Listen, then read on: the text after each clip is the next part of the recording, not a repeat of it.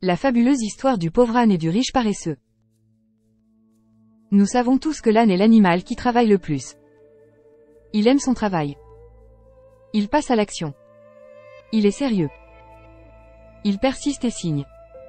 Il ne lâche jamais prise. Il connaît la patience et la patience le connaît. Il ne procrastine jamais. Il ne se laisse pas distraire par TikTok, la politique, Messi etc. Bref, c'est une vraie bête de travail qui a toutes les qualités pour gagner sa vie. Il est tout le contraire du paresseux du village qui ne bouge jamais le petit doigt pour quoi que ce soit. Le paresseux qui rêve éveillé. Le paresseux qui dort. Le paresseux qui procrastine. Le paresseux qui crèverait si les gens n'étaient pas là pour lui donner un peu d'argent. Chaque fois que l'âne, son cousin, passe à côté, il lui dit « Ça roupille toujours ?» Et chaque fois, le paresseux lui répond de la même façon. « Non, je ne roupille pas, je réfléchis. » Puis l'âne se rit de lui en braillant et passe son chemin. N'est pas âne qui veut. Un bon matin, les gens s'inquiètent de la disparition du paresseux qui a quitté le bled sans crier gare. Plusieurs cycles du temps plus tard, les gens du village sont surpris par l'arrivée d'une Lamborghini chez eux. Les portières de la Lamborghini lèvent les bras pour exprimer le succès de son propriétaire et une jolie et douce musique s'échappe de la voiture. Puis, notre paresseux, sapé comme pas possible et dégageant l'odeur du dollar, en descend. Tout le monde abandonne son foyer familial pour venir voir ce qui se passe. L'âne est le premier à reconnaître son cousin. « C'est toi ? Ce n'est pas possible. Comment tu as fait ? Je n'en crois pas mes yeux. Vas-y, raconte. » Le paresseux sourit et se met à raconter. Tu te rappelles quand tu me disais « Alors, ça roupille ?» Tu te rappelles que je te répondais « Non, je ne roupille pas, je réfléchis ?» Avec l'argent que tout le monde me donnait, j'ai décidé d'investir et gagner beaucoup d'argent sans dépenser un iota de mon énergie. Vous me diriez « Et pourquoi tu as disparu de la circulation ? Pourquoi tu n'as pas investi ici même ? » Tu vois, mon cher âne, toute ta vie, tu as trimé bêtement. En fait, tu n'es jamais sorti de ton point de départ. Tu te lèves très tôt, tu galères du matin au soir et tu manges chichement. Et le comble, c'est que parfois même, tu te couches debout. Pourquoi ? Parce que tout ton service sert à servir des gens qui n'arrivent pas à joindre les deux bouts. Si je n'ai jamais essayé de bouger, c'est parce que je t'ai beaucoup observé. Je réfléchissais. Et le jour où j'ai tout compris, j'ai pris la décision de bouger. Je suis allé à Beverly Hills en Californie, aux États-Unis d'Amérique.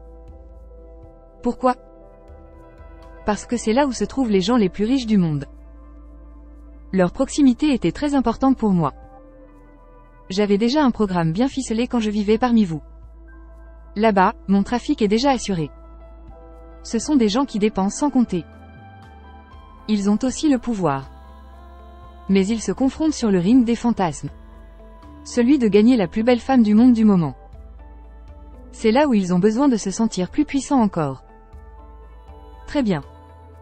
Mais quel levier faut-il utiliser pour les accrocher ? Les conseiller. Leur révéler les astuces pour faire d'une femme leur esclave. Les convaincre.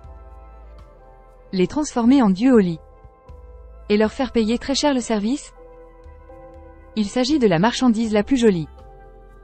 La plus appréciée. La plus prestigieuse. La moins chère. Et surtout la plus éphémère. Ça compte beaucoup. Les fleurs sont le moyen le plus subtil pour conquérir le cœur d'une femme.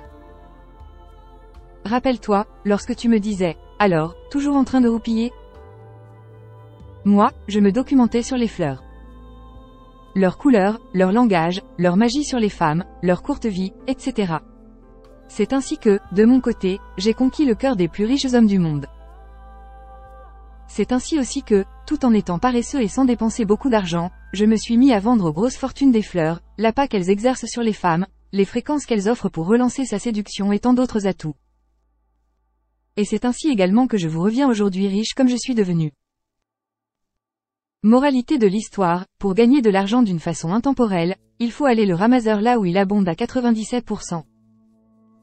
Jamais parmi les pauvres braves gens qui représentent 97% de la population mondiale et qui veulent se partager 3% de la richesse mondiale. Leur promiscuité est nocive pour votre business. C'est la meilleure leçon de vie que je vous partage. Fin de l'histoire. Maintenant je m'adresse à vous qui m'écoutez. À ceux qui font le contraire de ce que je viens de vous raconter.